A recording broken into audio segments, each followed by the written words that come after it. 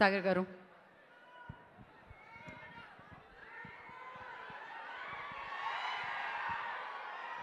ఎలా ఉన్నారు? బాగున్నారా? ముందుగా అన్నయ్య చిరంజీవి గారి జన్మదిన శుభాకాంక్షలు. ఇక్కడికి విచ్చేసిన మెగా అభిమానులకి, మన జనసేన కార్యకర్తలకి, వీర మహిళలకి, అలాగే మా నాయకులు శాసనసభ్యులు బొలిశెట్టి శ్రీనివాస్ గారికి అందరికీ మనస్ఫూర్తిగా నమస్కారాలు. ప్రతి సంవత్సరం దసరా జరుపుకుంటాం, దివాళీ జరుపుకుంటాం, వినాయక చవితి జరుపుకుంటాం, హనుమాన్ జయంతి జరుపుకుంటాం. ఎంత భక్తి శ్రద్ధలతో జరుపుకుంటామో అలాగే చిరంజీవి గారి పుట్టినరోజు కూడా అలాగే భక్తి శ్రద్ధలతో ఆర్గనైజ్ చేస్తున్న స్వామినాయుడు గారికి, మీ అందరికీ మనస్ఫూర్తిగా ధన్యవాదాలు. ఎక్కడి నుంచి స్టార్ట్ చేయాలో అర్థం కావట్లేదు.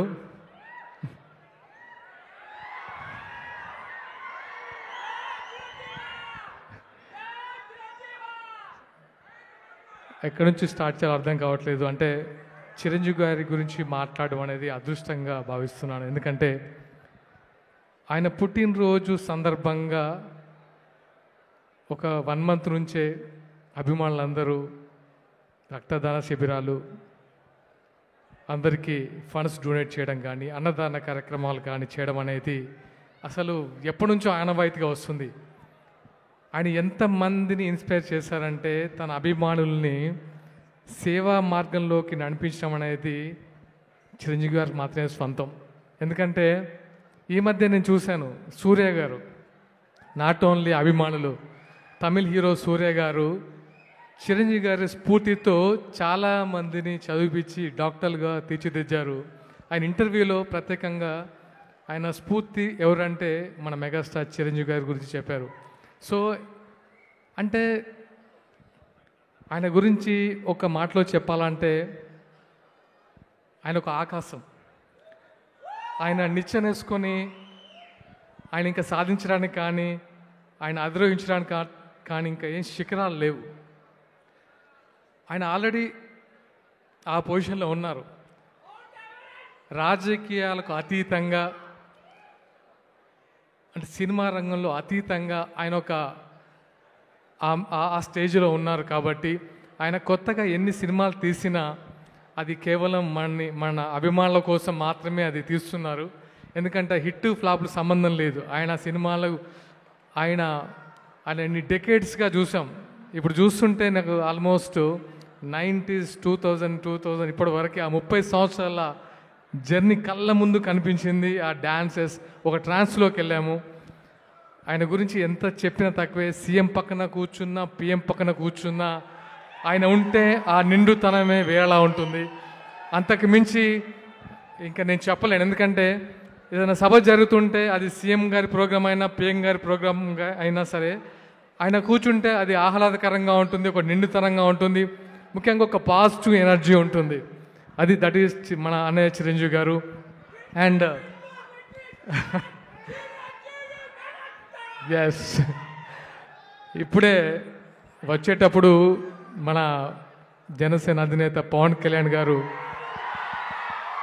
చిరంజీవి గారికి బర్త్డే విషెస్ తెలియజేస్తూ ఒక లేఖ రాశారు.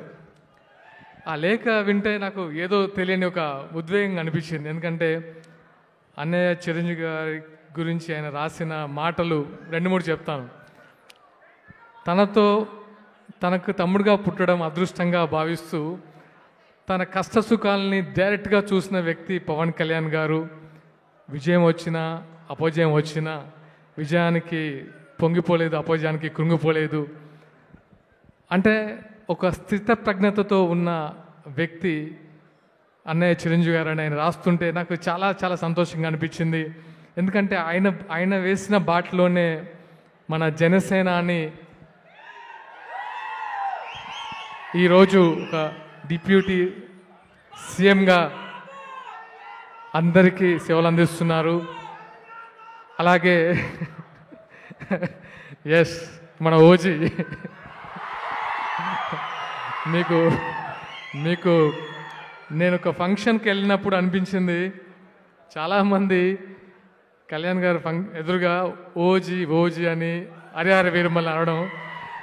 మీకు ఒక మాట చెప్తాను, ఒక మాట.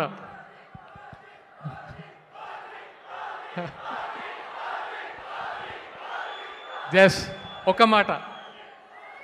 మీరు పవన్ కళ్యాణ్ గారిని డైరెక్ట్గా అబ్జర్వ్ చేస్తే ఆయన ఇన్బిల్ట్ ఆయనలో ఒక 100 మంది ఓజీలు ఉంటారు. దట్ ఈస్ పవన్ కళ్యాణ్ గారు. ఎందుకంటే చాలా దగ్గర నుంచి చూసిన వ్యక్తిగా నాకు అనిపించింది, రీల్లో కంటే రియల్గా ఆయనలో ఒక 100 మంది ఓజీలు, 1000 మంది హరిహర వీరమల్లు ఉంటారు. That is power star Pawan Kalyan garu. And ఈ అవకాశం ఇచ్చినందుకు మీ అందరికీ మనస్ఫూర్తిగా కృతజ్ఞతలు. ముఖ్యంగా స్వామినాయుడు గారికి. అంటే స్వామినాయుడు గారి గురించి ఎంత చెప్పినా తక్కువే. అన్న శ్రీనన్న చెప్పినట్టు, బొలిశెట్టి శ్రీనన్న చెప్పినట్టు, ఒక హనుమంతుల్లాగా చిరంజీవి గారికి ఒక గొప్ప వరం స్వామినాయుడు గారు. నాకు అది మాత్రం అర్థమైంది. ఎందుకంటే ఇంతమంది అభిమానుల్ని ఒక తాటి మీద నడిపిస్తూ ఆయన కోసం వెన్నంటి ఉండి ఆయన జీవితం సాక్రిఫై చేసిన వ్యక్తి స్వామినాయుడు గారికి మనస్ఫూర్తిగా అభినందనలు. ప్రతి ఒక్కరికి, మెగా ఫ్యామిలీ, మెగా అభిమానికి మనస్ఫూర్తిగా అభినందన తెలియజేస్తూ thank you so much. And ముఖ్యంగా ఈ కార్యక్రమంలో జనసేన వీర మహిళలకి సత్కరించడం అనేది నిజంగా నాకు చాలా సంతోషాన్ని ఇచ్చింది. అది విన్న తర్వాత నాకు మా వీర మహిళలు సత్కారం జరుగుతుంది అనేది నాకు నిజంగా చూడాలని ముచ్చటేస్తుంది. ఎందుకంటే నాకంటే ముందు నుంచి ఉండొచ్చు, బట్ వాళ్ళ కష్టము, వాళ్ళు ఎలాంటి కష్టాలు పడుతూ ఉంటారంటే జనసేనాన్ని ముందుకు తీసుకెళ్ళడానికి వీర మహిళలు ముఖ్యంగా ధన్యవాదాలమ్మా. మీ పాత్ర మాకు మరవలేంది. ఎందుకంటే మిమ్మల్ని వీర మహిళలు అనాలని ఎందుకు అనిపించింది అంటే పవన్ కళ్యాణ్ గారికి నిజంగా మీరు ఆయన స్ఫూర్తితో ఎన్నో, అంటే ఫస్ట్ టైం మహిళలకి ఆయన ఇచ్చే గౌరవం కానీ ఆయన ఇచ్చిన ఇంపార్టెన్స్ కానీ ఈ పాలిటిక్స్లో ఎవరు ఇవ్వలేదు. And thank you. ఆయన తరపున కూడా మీకు అభినందన తెలియజేస్తున్నాను. Thank you so much.